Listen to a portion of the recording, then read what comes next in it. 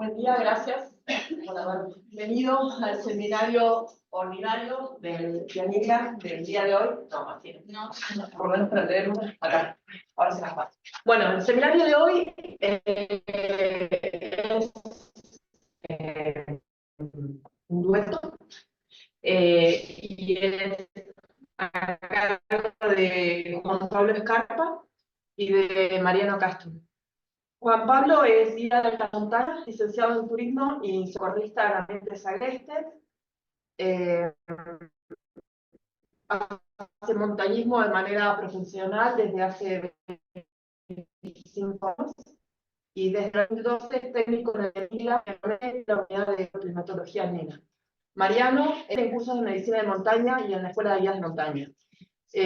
Ha participado en publicaciones y en informes técnicos relacionados a lo que tiene que ver con la montaña y organizado trabajos de campo alimentario en diversos sectores de la cordillera, desde Jujuy hasta Tierra del Fuego. Ambos han escalado en diferentes Ecuador, Europa y Mariano en Rusia y Nepal también. También ahí guiando y realizando expediciones en montaña. Así que bueno, los invitamos a escuchar. Gracias. Bueno, muchas gracias. Gracias, Caro, por la presentación. Agradecerle a Dani, a toda la comisión de Estamos Muy Agradecerle a Dani, a Carolina y a todos los que conforman la comisión, que hacen un esfuerzo grande. Bueno, con Mariano hace varios años ya que venimos hablando de estas cuestiones. Para la mayoría que están acá están haciendo de los temas que nos temas de seguridad, de planificación, de cómo organizar una salida al campo, ¿no? Los trabajos de campo. Por ahí hacer alguna salvedad antes de entrar de lleno en la presentación, decir que básicamente la charla de hoy lo tenemos en ambientes agrestes, ¿sí? Los trabajos de campo que hemos contemplado en esta charla tienen que ver con los que se desarrollan en ambientes agrestes, ya sea montaña, monte, secano, pero lugares alejados de los centros poblados, más o menos remotos. También decir que la idea es, como mensaje, dejarles que no importa, no importa mucho la forma en la que planifiquemos nuestros trabajos, ¿no? Hacer hincapié en que la planificación es súper importante, pero lo que tenemos, esto que venimos a presentarles es una propuesta, pero no es una receta. ¿Sí? No quiere decir que si no lo hacen así como decimos nosotros acá, está mal hecho. ¿Sí? No, que una propuesta es una forma de hacerlo, es un lineamiento o es una serie ordenada. Así se va a hacer mejor, más, menos de salir al campo. Lo importante es planificar. Muchas veces, en estos años que hemos estado trabajando en el instituto, hemos visto un montón de situaciones y a veces pasa que salimos sin tener en cuenta todas las variables que implican un trabajo de campo, y eso es lo que apuntamos a que no suceda, ¿no? Siempre tratar de comprender a dónde está yendo en la presentación. Si me hace caso ¿a dónde era que es? Sí, pasada, porque esto que no quiere. A ver, el láser anda, pero el otro no. Bueno, entonces ya entrando propiamente en la presentación, por ahí contarles cuáles son las motivaciones o lo que nosotros nos funciona. Chicos, La compu esta está a ver, segundo. dándolo. Problemas técnicos.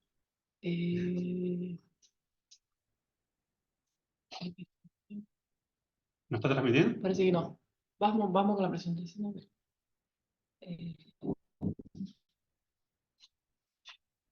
¿Presentarte? Sí, pues estoy arriba de ti. No sé si se cortó, como con un calor, ¿no? Perdón, Tranqui. Dígame, tengo más. No, pero eso no está transmitiendo, está acá. Ah, Acá. Acá.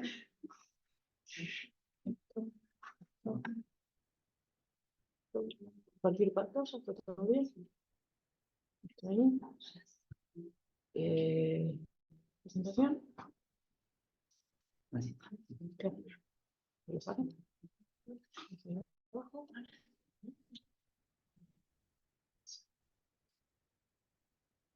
La presentación. Ahí está. ahí está. Listo. Bueno, ahora sí, entrando de lleno en la presentación, entonces, para hablar un poquito de los fundamentos de la charla y de las motivaciones, lo que a nosotros nos parece temas interesantes para empezar a hablar. Un poco estos puntos que están ahí, ¿no? Los ambientes, hacer hincapié en que los ambientes en los que desarrollamos normalmente nuestras tareas de campo tienen peligros que tenemos que conocer principalmente para después poder gestionar el riesgo, ¿no? Y ahí hacer una diferencia entre peligro y riesgo. Con un ejemplo muy, muy básico podemos darnos cuenta que, no sé, por ejemplo, una grieta en un glaciar es un peligro que está ahí, pero si nosotros decidimos cruzar esa grieta sin estar encordado, bueno, estamos poniéndonos en una situación de riesgo. El riesgo sería caernos adentro de la grieta. Entonces, hacer esa pequeña diferencia entre peligros, que hay muchos. Cuando salimos al campo vamos a tener una multiplicidad de peligros, y el tema del riesgo ya es como un orden de magnitud, ¿no? Viene asociado a qué hacemos nosotros para que ese peligro no se transforme en un riesgo, no se materialice en un riesgo. Vemos también una necesidad importante de empezar a hablar de estos temas, ¿no? Desde hace un tiempo ya. Eh, Nos parece que hay toda una conciencia acerca del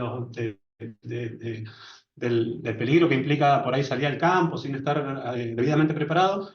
Y en ese sentido, bueno, desde el año pasado que hemos estado trabajando en un manual, que ojalá salga en algún momento, que en este momento está en análisis en el ámbito del directorio del CCC. Bueno, también, ¿no? Como un manual que habla justamente de la planificación de los trabajos de campo y bueno, un trabajo interesante que estuvimos haciendo, y cada unidad o algunas unidades tenemos algunos protocolos internos también y hemos estado trabajando en este sentido, ¿no? De aumentar la seguridad de los trabajos. Vemos también que a veces hay como alguna subestimación de algunos incidentes que pueden llevarnos a ciertos actos inseguros. No quiere decir que no haber tenido accidentes durante muchos años, no quiere decir que lo que estuvimos haciendo haya estado bien hecho. A veces la suerte también, ¿no? Juega de nuestro lado. Y cuando hablamos de trabajos de campo, trabajos en ambientes agrestes, hay muchos temas que no están contemplados dentro de los preceptos de la higiene y de seguridad, ¿no? Muchas veces los protocolos de higiene y seguridad están hechos o están pensados para ambientes controlados, para situaciones de laboratorios, de oficinas, de fábricas, en la industria, pero eso no aplica en terrenos agrestes o en terrenos de montaña o en ambientes naturales. Entonces ahí tenemos que salirnos un poco, incluso cuando, no sé, por ejemplo, las empresas mineras grandes, cuando forman recursos humanos en temas de higiene y seguridad, para los fines estrictamente de montaña, contratan, por ejemplo, técnicos en avalancha, para hablar de avalanchas, contratan situaciones de la altura, de la hipoxia, contratan guías de montaña. Entonces, eso nos muestra que hay ciertos preceptos que aplican en un cierto lugar y después es muy difícil extrapolarlos a las situaciones del terreno. Otra cosa que hemos visto por ahí es esto del método versus el desorden, que lo pusimos ahí muy rápido, que muchas veces aplicamos el método científico, ¿no? El método para hacer un montón de cosas acá en este ámbito controlado, pero cuando salimos al campo vemos que no se aplica ningún tipo de método para planificar esos trabajos. Y dejar en claro que incidentes ocurren todo el tiempo. En todas las salidas de campo siempre tenemos incidentes. La diferencia entre un incidente y un accidente es justamente el resultado. El accidente provoca un daño, el incidente no provoca ningún daño. Después podemos analizar por qué no provoca un daño, pero capaz que es solamente por la suerte. Pero el tema es que el incidente se queda ahí, en algo que pasó, pero que no le pasó nada a nadie, ni a ninguna camioneta, ni a ningún recurso. Entonces es muy difícil de medir también, ¿no? ¿Cómo hacemos un registro de incidentes? Eh, entonces ahí, bueno, hay una dificultad en cómo procesamos esos incidentes, pero todo el tiempo nos están pasando cosas cuando salimos al campo. Y la prueba de que pasan cosas es justamente un caso por ahí llevado a un extremo, ¿no? Pero ha habido accidentes y se han perdido vidas de gente, veamos qué cosas pasan. Y el contexto un poco para poner en claro cómo son los ambientes donde desarrollamos nuestras tareas. En el ambiente científico tenemos dos grandes áreas, ¿no? Una es el ambiente controlado, que puede ser la zona urbana. En este caso, todo el trabajo que hacemos en oficinas, laboratorios o en los alrededores de la ciudad, con algunas características de estos espacios, básicamente comunicación fácil y acceso a centros de salud de manera rápida, y todo lo que tiene que ver con zonas remotas, zonas alejadas. Podemos hablar de zona agreste, que son todos aquellos lugares que están a más de 1 hora de un centro poblado o de cualquier tipo de asistencia. Y un poco para volver al tema de las estadísticas, es muy difícil medir estadísticas de incidentes y accidentes en el terreno. Pero para que ustedes vean acá un poquito una comparación de unas pirámides de accidentalidad, que esto lo sacamos de un libro que hemos tomado bastante contenido de ahí, ya quedó un poco desactualizado, como verán ahí las fechas, pero hasta esa fecha mostraban que un poco la cantidad de incidentes en la zona urbana, que sería esta, hay una gran cantidad de incidentes, de los cuales se desprenden mucho menos lesiones graves y solamente una que llega a ser de muerte, ¿no? Y mientras que en la montaña esa proporción cambia, ¿no? Los incidentes por ahí son mucho menos, pero tenemos la misma cantidad de lesiones graves. Esto quiere decir que en el campo los incidentes se desencadenan y pasan a ser accidentes mucho más rápido que en un ambiente controlado. Esto justamente por la dificultad de acceso y por las condiciones del lugar principalmente. Y también vemos que hay una dificultad para recopilar los datos, ¿no? Ahí vemos como una gran falencia. Incluso si nosotros pretendemos que, no sé, una organización tan grande como CONICET empiece a hacer una recopilación de incidentes de lo que pasa en los trabajos de campo a nivel de todo el país, bueno, es muy utópico, ¿no? Eso no va a pasar. Entonces me parece que una buena inquietud para dejar es que cada grupo, cada unidad de trabajo empiece a hacer un registro de incidentes. Porque justamente haciendo un registro de incidentes y tomando la cantidad de cosas que van pasando, no sé, en un año supongamos, ahí podemos ver de qué tanta gravedad fueron y tratar de hacer un análisis más pormenorizado y tratar de, obviamente, de reducirlos, que a eso apuntamos, ¿no? Que cada vez pasen menos. Bueno, la verdad que muchas cosas mágicas para hacer no hay al respecto. Lo que tenemos que hacer para minimizar los riesgos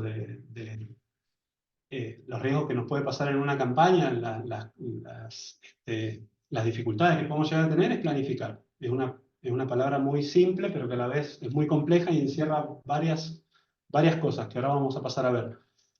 Y ahí un poquito una definición muy rápida de qué sería planificar, ¿no? Es básicamente analizar todas las variables que componen un trabajo de campo. Y entonces,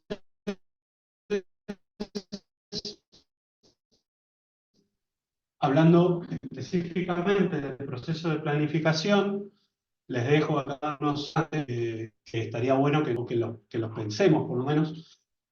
¿quién hace la planificación, ¿no? Dentro de un grupo de trabajo estamos hablando. ¿Quién planifica? ¿Qué aptitudes tiene que tener esa persona para planificar? Si la planificación tiene que ser un proceso abierto y participativo, o si la planificación la tiene que hacer el más experimentado del grupo.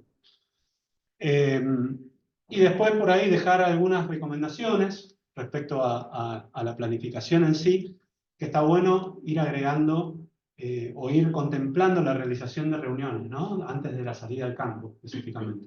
Una reunión previa y una reunión post-campaña. Es una recomendación, no es que si no las hacen está mal, vuelvo a lo mismo, ¿no? Pero esos espacios, está bueno generar esos espacios justamente para lograr una cohesión en el grupo, para bajar la planificación, para comunicar lo que se planificó. Porque muchas veces si la planificación la realiza una persona que es la más experimentada del grupo, supongamos, o la que fue más veces a ese lugar, o lo que sea, pero si eso no lo conoce el resto del grupo que está acompañando a esa persona, es lo mismo que nada, ¿no? Entonces, la idea es justamente bajar lo que se planifica y que todo el mundo esté al tanto de qué es lo que hay que hacer y un poco hablar todos el mismo idioma, ¿no? A eso es lo que apuntamos. Algunos pasos de la planificación, como les decía al principio, esto no es taxativo, no es rígido. Justamente lo que buscamos es que sea flexible, pero que no quede nada fuera de la planificación. Entonces, acá proponemos una cuenta que pueden ser alternados o alguno incluso puede no estar o puede estar dentro de otro. Esto es muy dinámico. Pero básicamente lo que hay que tener en cuenta son estos puntos, ¿no? Primero establecer un objetivo, después hacer un estudio pormenorizado del lugar a donde vamos a ir. En base a eso, en base al objetivo y al lugar donde estamos yendo, definir un grupo de trabajo que sea acorde para esa tarea. Tener en cuenta los recursos, ya sean materiales, humanos, los medios de transporte.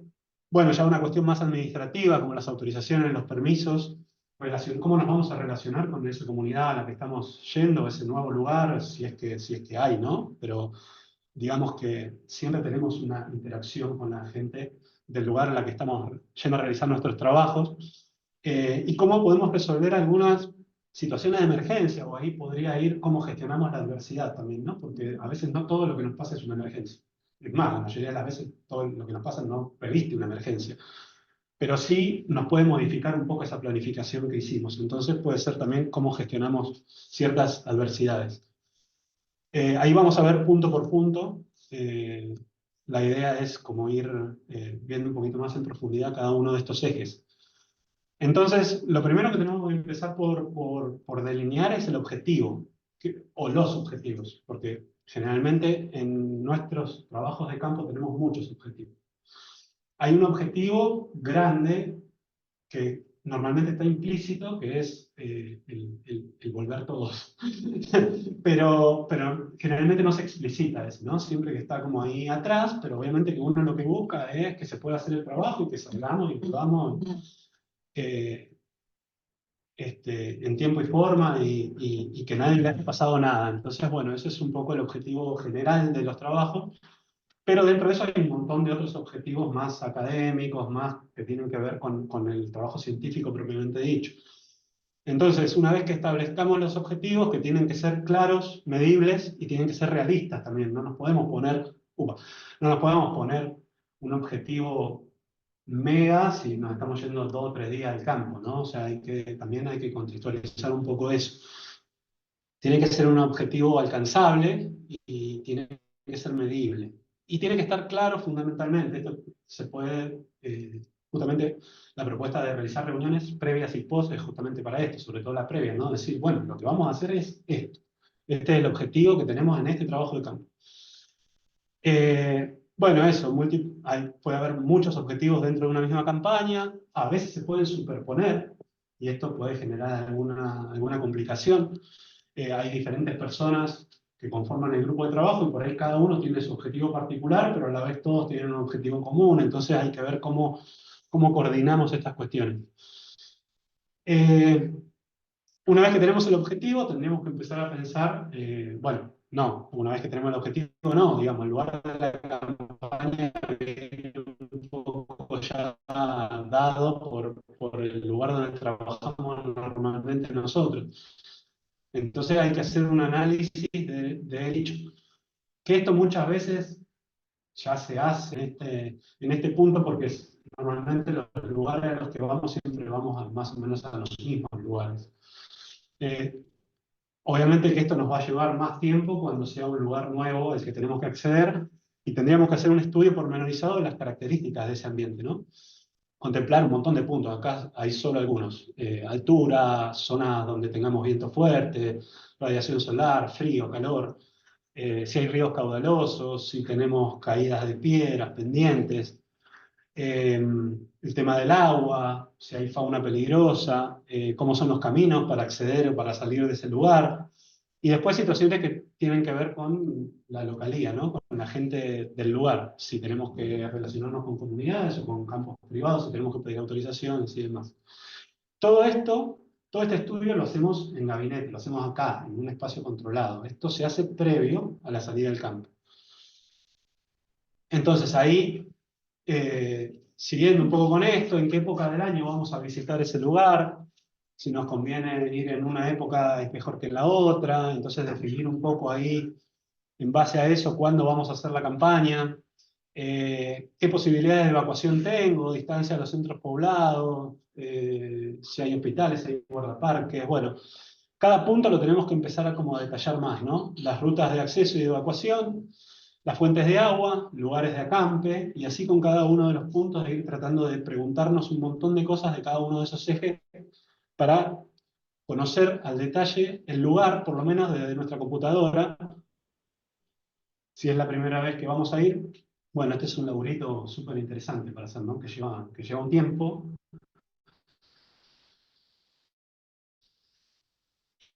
Y muchas veces se nos escapan algunas cosas por no dedicarle el tiempo. Lo bueno de la planificación es que insume nada más que tiempo. Es tiempo, es sentarse y dedicarle al mismo tiempo a planificar que por ahí a la parte de los datos, del procesamiento. Entonces, es un par de días antes o un tiempo antes sentarnos y empezar a ver todo. Ahora, ¿qué pasa una vez que llegamos al lugar? Nosotros toda la peliculita que nos armamos en la oficina, bueno, quizás se modifique, ¿no? Quizás llegamos al lugar y no es lo mismo lo que vimos en el Google Earth, no es lo que está pasando en la realidad.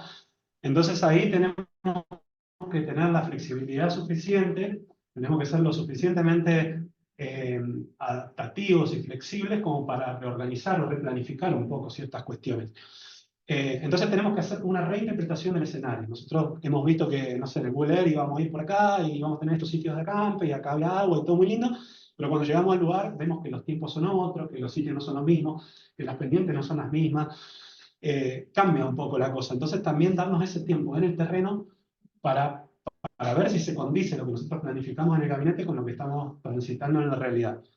Y que no sea como un encontrarnos con cosas, ¿no? Decir, uy, che, pará, pero esto dijimos que eran 4 horas, y mirá, van 100 y todavía no llegamos.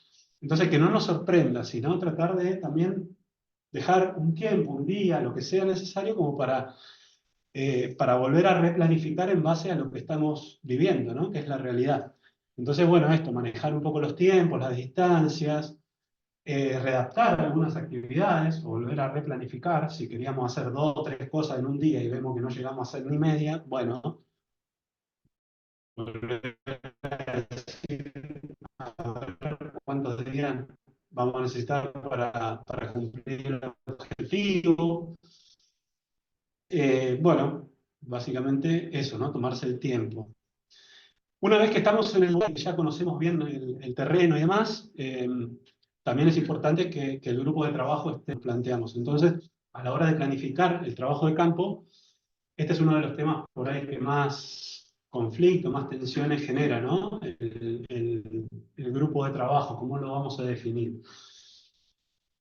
Lo lógico es que el grupo de trabajo se defina en función del objetivo y no a la inversa, ¿no? Muchas veces adaptamos los objetivos en función a la gente que nos puede acompañar. Y la idea es que no sea así, sino que la idea es que podamos cumplir el objetivo que nos propusimos con el grupo más adecuado, más capacitado para lograrlo.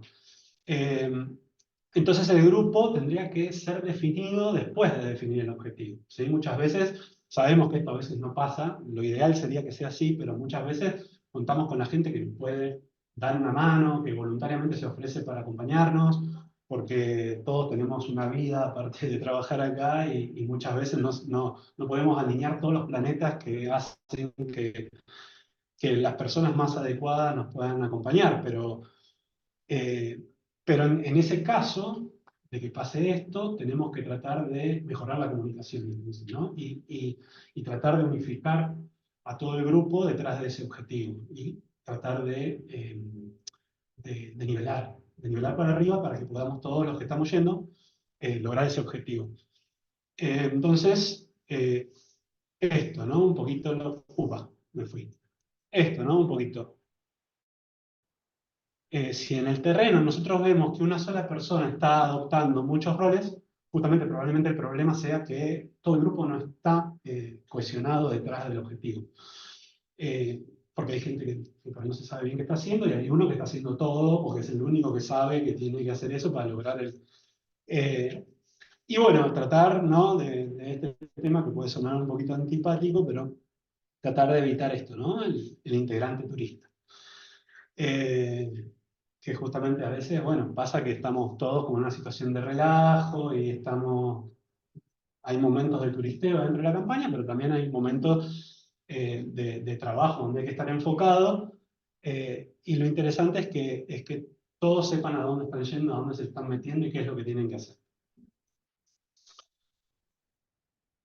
Para seguir un poquito ahondando en el tema de grupos de trabajo y hablando un poco de roles y funciones dentro de esos grupos, bueno, es importante que los roles estén explicitados, ¿no? Estén puestos sobre la mesa, que no quede al libre albedrío o a la situación que se pueda dar en la campaña para que vayan surgiendo los roles, sino que está bueno definirlos. Obviamente que van a variar y esto va a ser flexible, va a ser dinámico. Los trabajos de campo, como dice acá, son dinámicos. Entonces no quiere decir que si nosotros acá en la ciudad decimos, che, vos te vas a encargar de, no sé, navegar con el GPS y después vemos que lo está haciendo otro en el campo, bueno, no pasa nada. O sea, los roles se pueden ir pasando de persona en persona. Lo importante es que ese rol esté y que alguien lo esté haciendo. Y que la persona que lo esté haciendo esté comprometido con ese rol. Pero obviamente que va a variar. Por eso acá ponemos que tenemos que estar dispuestos a la flexibilidad en la toma de decisiones, que esto es algo que nos parece súper importante. La rigidez no aporta nada, o sea, la extrema rigidez no aporta nada. Eh, a veces trae inconvenientes incluso. Entonces está bueno ser flexibles cuando tenemos que tomar ciertas decisiones. Pero ¿en qué contexto? Por ejemplo, cuando estamos en situaciones relajadas, en situación de campamento o en situación de viaje o demás, por ahí esos roles, esas funciones o esa dinámica de la campaña puede ser más participativa, ¿no? O sea, todos podemos estar haciendo un poco de todo.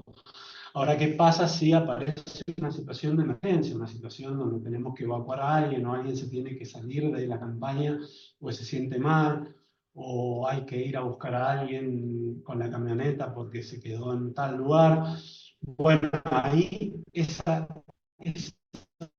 esos procesos abiertos, horizontales y participativos, no está dura que alguien tome esa situación de liderazgo, ¿sí? Y diga, bueno, lo que hay que hacer es esto, vamos a ir por acá y vamos a buscar a tal persona, y los demás acatan eso un poco, ¿no?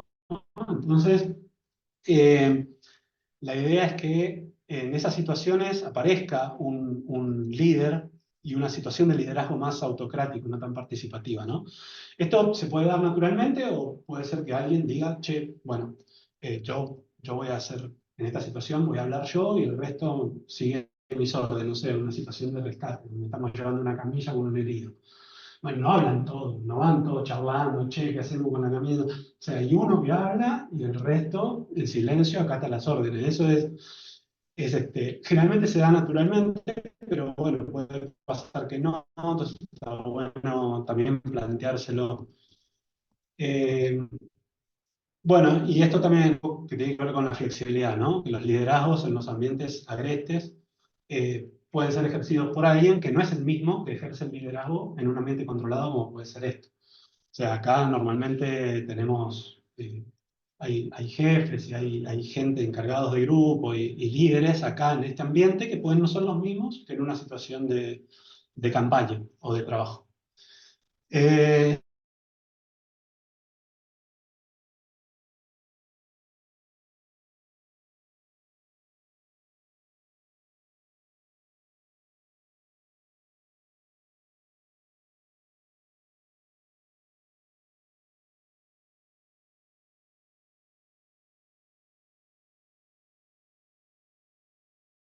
no,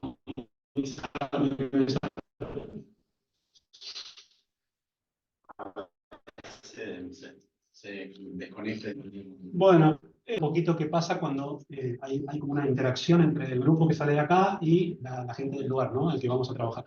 Muchas veces se da esta conexión, no solo para hacer una transferencia o para dar una charla y para contarle a la gente del lugar qué es lo que fuimos a hacer, sino que muchas veces necesitamos la colaboración de esas personas y son de, de mucha importancia. Por ejemplo, o algún becario que está en esa zona, en ese lugar, y queremos que vea cómo es el trabajo para que se empiece a foguear.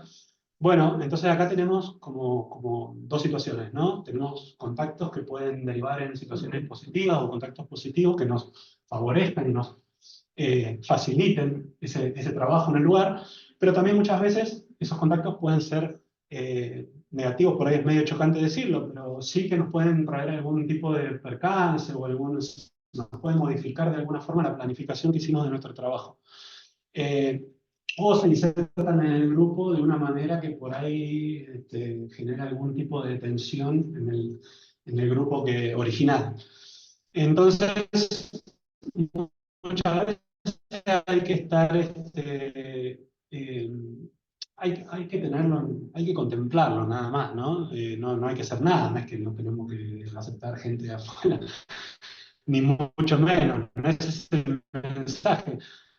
Lo que sí es que muchas veces planificamos en función de esta gente que se está insertando en el grupo por un problema de comunicación, justamente, ¿no? Me parece que también es interesante a esa persona incluirla en el grupo y contarle cómo se viene trabajando para que sepa cuál es el contexto en el que se va a tener que mover y no generar justamente estos choques y estas cuestiones en la toma de decisiones o en roles y las funciones que tiene que cumplir cada persona. Bueno, creo que ahí estamos, ahí la vas a tener que pasar vos, si querés. Lo voy a dejar a Mariano, que sigue con el resto de los puntos de la planificación. Ahí después charlamos un rato más. Me parece que no. A ver. ¿No? No, no. Dale un stick. Sí, con esto. Sí. No. No, se quedó de nuevo. Se tildó. Recién.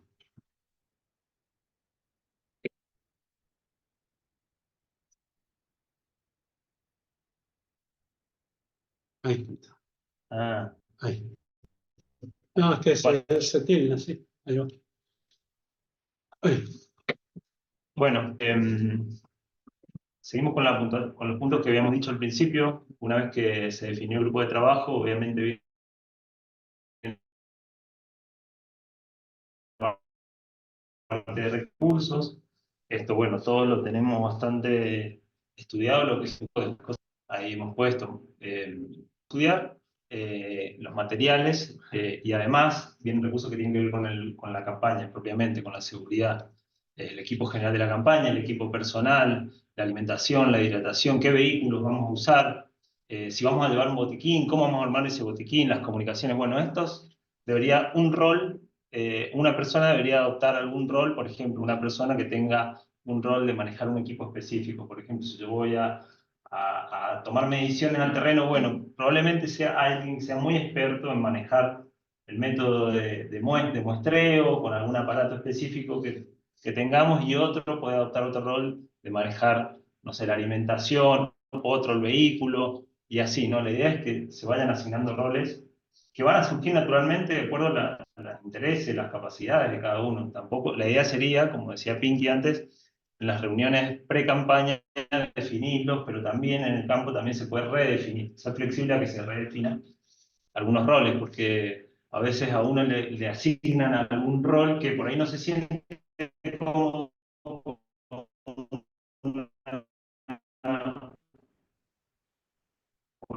una máquina específica que tiene que manejar, pero quizás el de al lado sí lo puede manejar. Entonces también pusimos en otro ítem el tema económico, ¿no? Cuando vamos de campaña, estaría bueno que una o dos personas, no muchos, controlen el tema, que manejen los gastos, que lleven los registros,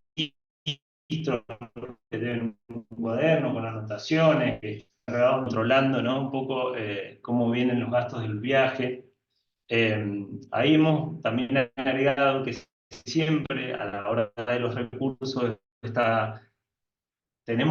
siempre tenemos que considerar la opción de que algo va a salir mal y vamos a tener que gastar más dinero. Entonces, considerar un reto, más dinero para ahí es un poco obvio, pero bueno, está bueno recordar, cuando vamos a la zona agreste, normalmente no hay internet, no hay señal celular, y tenemos que salir con el efectivo en la mano como hemos hecho siempre.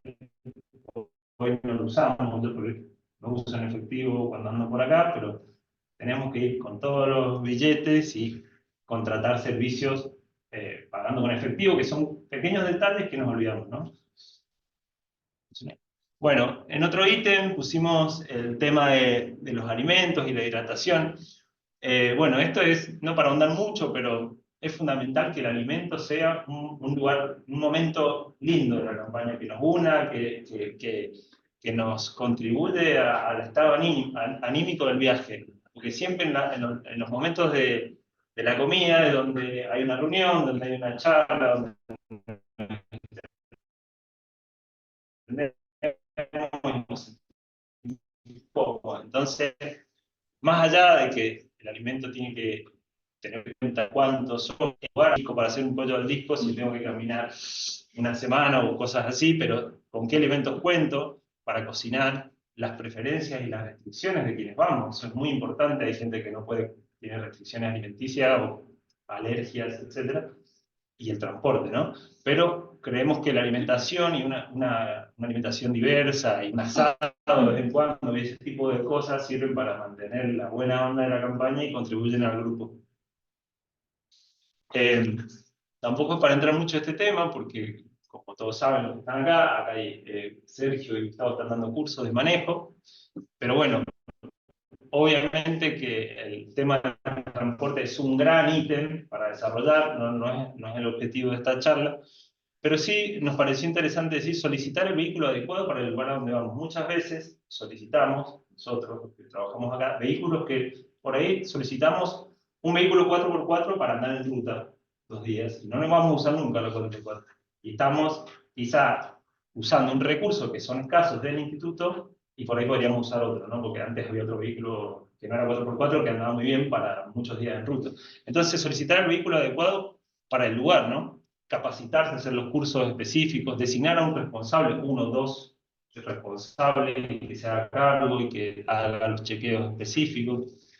Si bien tenemos en el instituto un encargado de vehículos, consideramos también que quien sea el responsable se vincule un poco con el vehículo un día antes, dos, y lo mire y se familiarice, y no que el día antes, el mismo día de la campaña, lo cargue con 5 personas, 1000 kilos de carga, y maneje 1000 kilómetros en un vehículo que hace 6 meses que no manejó, o que nunca manejó. Entonces está bueno un día antes darle una vuelta por acá, hacer las compras, etc. Y familiarizarse con ese vehículo que me va a llevar 15 días de campaña.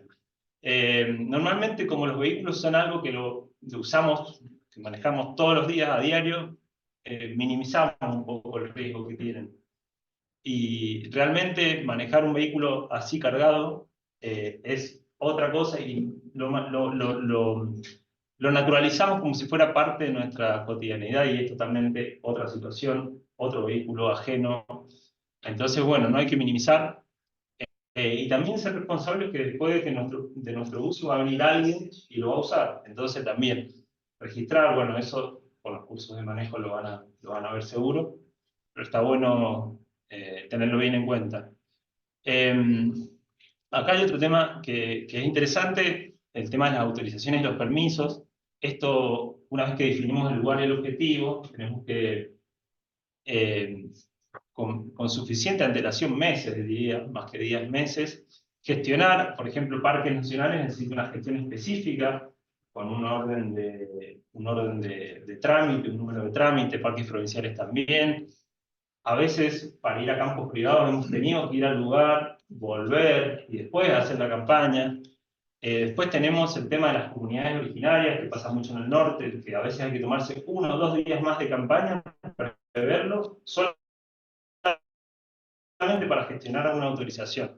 Entonces, contemplar en la planificación este tiempo de generar un permiso, una autorización, y que la gente que nos recibe en el lugar que nos conozca un poco y no les seamos tan ajenos, ¿no? Entonces alguien también puede adoptar este rol, el encargado de las autorizaciones y los permisos, y anote los teléfonos de contacto, los nombres de las personas que nos pueden servir, las frecuencias de radio, si es que tienen radio, los números los números de teléfono. Y como está ahí al final, esto puede modificar un montón los tiempos de la campaña, normalmente la puede alargar. Contemplarlo y no sorprenderse ante esa adversidad, si se quiere, si le pongo una palabra, de no tener el permiso en ese momento. Porque a veces salimos de acá con una idea de que venimos con toda nuestra estructura planificada y llegamos al lugar y nuevamente la flexibilidad. Nuevamente un día más, nuevamente el permiso. Tengo vuelo de helicóptero tal día a las 6 de la tarde. Y llegás y estás sentado y el helicóptero no te llega. Y un día más. Y así un montón de situaciones, ¿no? A su vez, como lo mencionaba Pinky, en las relaciones, cuando viajamos a los lugares, nos encontramos con un montón de personas que viven ahí en tiempo ancestralmente, muchas familias, y bueno, tenemos que ser, quizás es un poco obvio mencionarlo, pero no está de más decir que hay que ser muy respetuoso con las personas que viven en los lugares y tienen sus saberes, sus conocimientos de los lugares, se refieren a los lugares que nosotros le decimos, no sé, una geoforma, y ellos definida, ellos lo van a escribir con otras palabras, entender que usan otro lenguaje y que explicarle y establecer ese diálogo con la gente del lugar puede llevar también su tiempo. A veces yo creo que hay que de a poco ir entendiendo cómo ellos se refieren a esos lugares, qué nos pueden aportar. El espacio, los tiempos son totalmente percibidos de otra forma, no como nosotros venimos. Entonces, incluso eso nos puede llevar a confundir, que nos digan de acá hasta aquel punto, no sé, hay 2 horas y tal vez para nosotros es 1, o son 5, o hemos llegado a ver dónde hay hielo, y no, allá en la quebrada hay hielo, y capaz pensamos nosotros en glaciares y de repente hay una vega que se congeló y para ellos es hielo. Entonces hay muchas cosas que de a poco, cuando uno entabla esas relaciones, que puede ser un arriero, un maquiar, una familia que vive ahí, que nos aloja, como esta foto, entender cómo es la terminología de ellos, y de a poco también muy respetuosamente ir aprendiendo, ¿no? Nosotros hemos tenido varias experiencias, y alguna de ellas, como una de las últimas que tuvimos acá con Ivana, es que se sorprendían de que camináramos tanto. Nos vieron así muy de ciudad y no, ustedes no sé, no van a llegar, ya no alcanzo. Y ese ya no alcanzo nunca nos alcanzó, la persona que iba con el animal, ¿no? Porque pueden dar referencias que nos pueden llegar a confundir. Entonces, si bien vamos con nuestra planificación, está abierto a lo que nos puedan contribuir, pero también seguir un poco con nuestra planificación.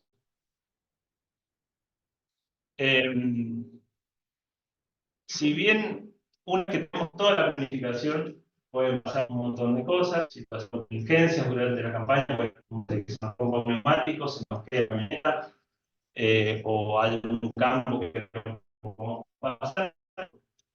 en situaciones de emergencia nosotros acá hemos puesto algo que con emergencias que pueden afectar a la salud, ¿sí? Entonces en colores, depende de la situación, hemos hecho el normal desarrollo, puede ser una quemadura que puedo solucionar y la campaña sigue su desarrollo normal. En amarillo, una emergencia que me va a alterar el normal desarrollo, pero tal vez con unos días de descanso lo soluciono y puedo continuar mi trabajo. Que puede ser un mal de altura que quizás descansando un día, hidratando, me recupero y sigo y cumplo con el objetivo. Y en tercer lugar, en rojo, un mal de altura que realmente sea severo y me obliga a evacuar la situación. Normalmente estas tres, normalmente en la verde, todos hemos pasado por la verde, en todas las campañas han habido verdes, probablemente han habido amarillas, pero no tanto, creo, rojas, por suerte. O si han habido, por ahí no tenemos el registro, ¿no? Estas tres situaciones, sobre todo en la amarilla y la roja, probablemente tengamos que contar con la ayuda de quien esté en la base, que puede ser Mendoza en este caso, una persona de enlace, ¿no? Las viejas expediciones del Himalaya eran el oficial de enlace que le ponía el gobierno.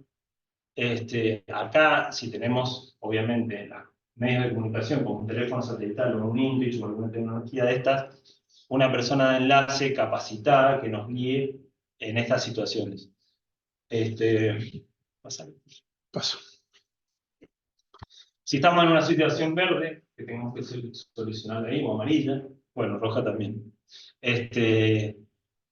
Necesitamos un botiquín para solucionarlo. Y un botiquín, la palabra botiquín es súper amplia. Un botiquín, y para cada cosa necesitamos un botiquín diferente. Entonces, una de las primeras preguntas que tenemos que hacernos es ¿qué tipo de lesiones puedo tener en ese lugar? Si son lesiones relacionadas con la altitud o relacionadas con la mordedura de algún animal. ¿Cuánto tiempo voy a estar? Porque depende cuánta gasa llevo, bueno, hay que preguntarse estas cosas. ¿Cuántas personas somos? No es lo mismo un botiquín para 2 que un botiquín para 6 personas. ¿Quiénes son mis compañeros? El estado físico de quienes van conmigo.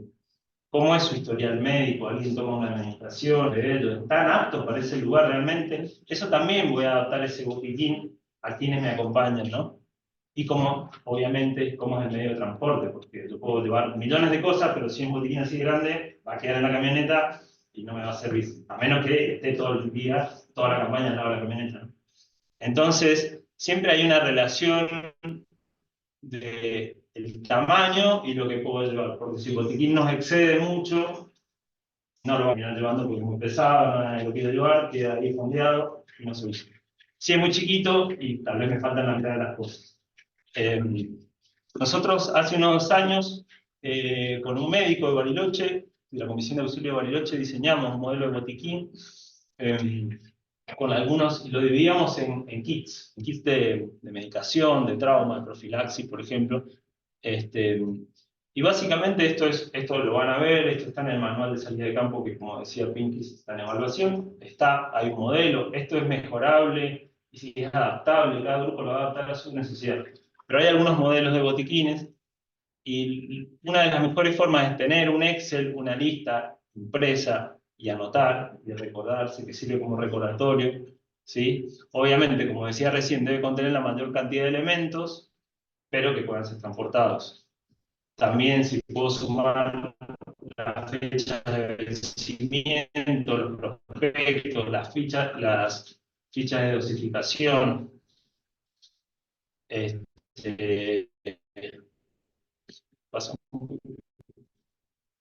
Estos son parte de cómo está ordenado el botiquín. Fíjense que hay a la izquierda heridas y todo lo que llevo para tratar heridas. Abajo llevo para tratar alergias. A la derecha, abajo hay un ítem que dice información, donde hablo de las fichas del marco de que me tengo que capacitar. Me tengo que capacitar mientras más me capacito, más puedo hacer y más cosas voy a llevar, porque voy a poder saber poner una inyección, o voy a poder saber para qué sirve este medicamento, ¿no? Entonces, bueno, eso está al final, pero se recomienda siempre capacitarse mucho en primeros auxilios para zonas agrestes, que como decíamos antes, es diferente a los primeros auxilios que se dan para zonas urbanas.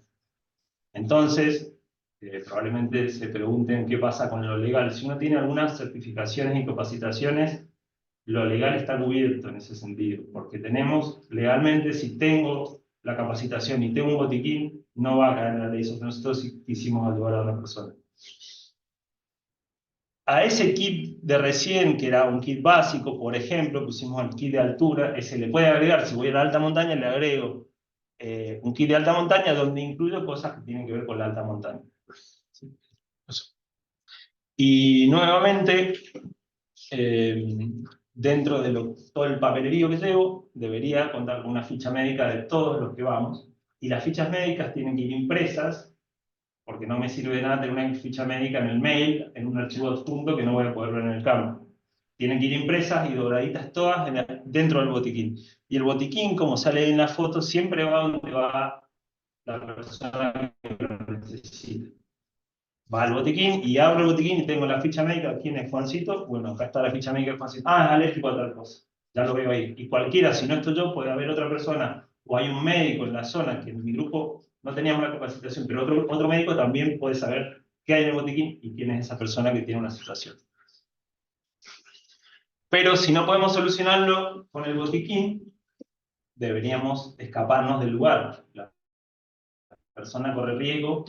Entonces, ahí tenemos que plantearnos una situación es una situación de emergencia que me está pidiendo que evacuación, nos está llevando a evacuar.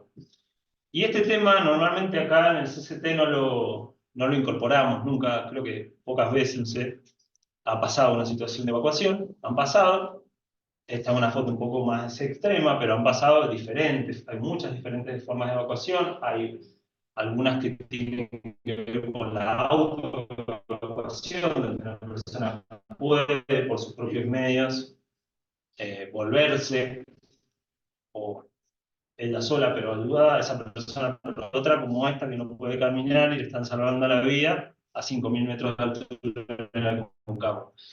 Fundamentalmente, cuando hay una evacuación, lo más importante es mantener, como decía Pinky antes, ese liderazgo autocrático, donde ya no es levantemos la mano un poco, es quizá ese liderazgo lo va a tomar quien más experiencia tenga en la materia en ese caso.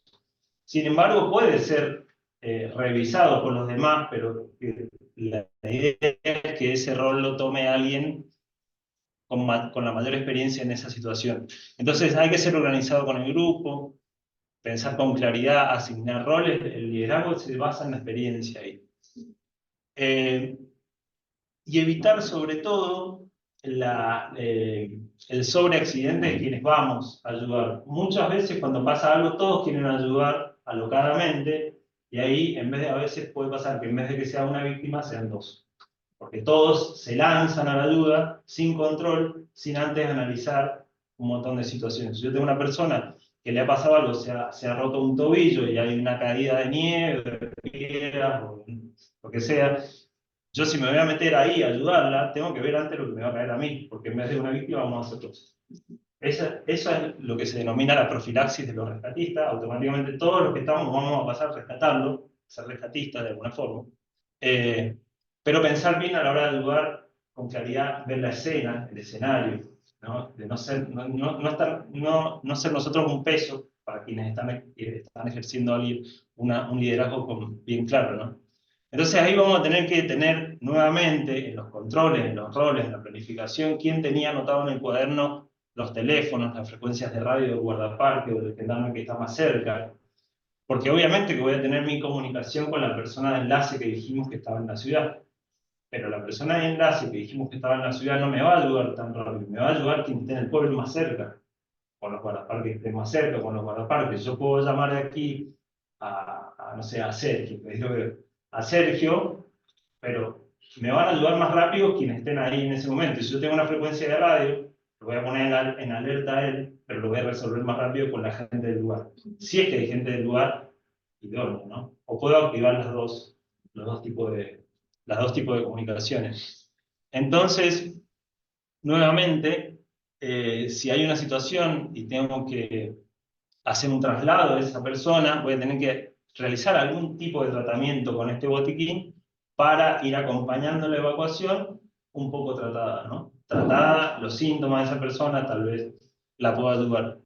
Entonces tengo que aprender a improvisar, inmovilizar un miembro, improvisar una camilla, tener en cuenta cómo es el terreno para salir, para llegar hasta el vehículo, cuánto tengo para recorrer, cuántos somos, esa persona puede caminar, hay que, bueno, todo eso, los materiales que tengo, si viene un helicóptero, ¿no? Llamamos al helicóptero, la clase, y alguien sabe cómo hay que hacer aterrizar un helicóptero, cosas muy, digo, entrar en un helicóptero es tan riesgoso como a veces no tenerlo, o sea, no es tan fácil. Entonces, todo esto, asumimos que, bueno, deberíamos todos capacitarnos un poco, más o menos, en esto. Nosotros hicimos esto bien para el ambiente nuestro, esta tabla, para este nombre largo, tabla de evaluación de los factores de riesgo en los trabajos de campo, y se tapa, que es diseñamos esta tabla con Pinky, la adaptamos en base a otras tablas que hemos visto, para valorar un poco a dónde estábamos, cómo era ese lugar, cómo es el riesgo o la peligrosidad que tiene la campaña a la que estamos yendo. Entonces, si bien esto va a ir evolucionando, es una tabla que del 1 al 4, en rojo, le va asignando si es más riesgoso o menos riesgoso, donde 4 es como muy riesgoso, ¿no? Entonces, en los factores, en las variables que tengo a la izquierda, hemos clasificado factores de la organización, de la alimentación, del transporte, de la experiencia, y a la derecha, la condición física, factores del ambiente. Y por ejemplo, facilidad para recibir asistencia médica. ¿Tengo cobertura celular? Bueno, obviamente, si no tengo, rojo, 4, ¿no? Posibilidad de recibir ayuda en menos de una hora, y bueno, eso es rojo. Muchos días durmiendo en carpa, obviamente que va a un amarillo rojo, ¿no? Fíjense en la que dice transporte, vehículos no preparados para el lugar. Si voy a esa campaña en un vehículo no preparado para el lugar, lo pondría también en rojo. Fíjense que dice, tenemos los participantes, tienen experiencia en esa actividad y somos todos nuevos y no sabemos qué vamos a hacer, cómo es lo que vamos a hacer, y a eso es una alarma, ¿no? Y así todo. Perdón, que iba a decir una más. Sí. En la parte de factores técnicos y materiales, fíjense ese que dice equipo alquilado. El equipo a veces, che, alquilemos una carpa, bueno, algo.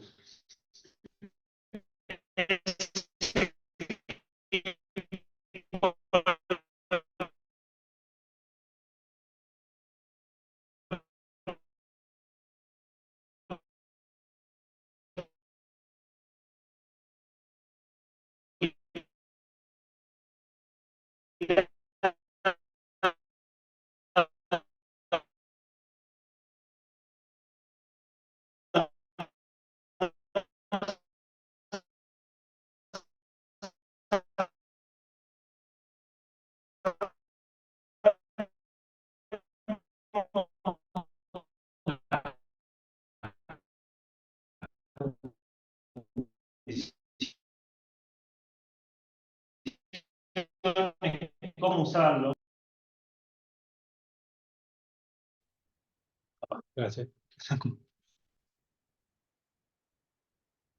Esta tabla también la hemos incorporado en el manual de esta revisión. Así que bueno, obviamente que es una tabla que va a seguir evolucionando porque podríamos tener un montón de ítems.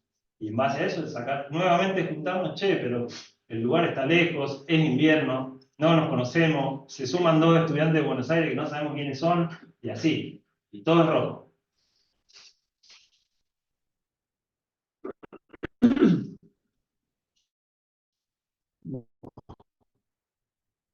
Pasamos.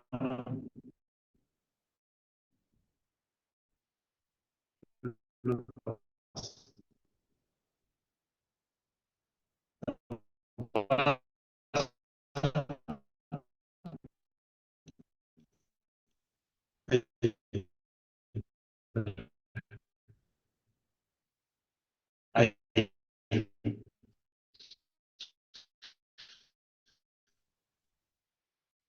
Bueno, no, faltó. ¿No está? Bueno, eh, No, tenemos muchas cosas para estudiar todo el tiempo, por leer,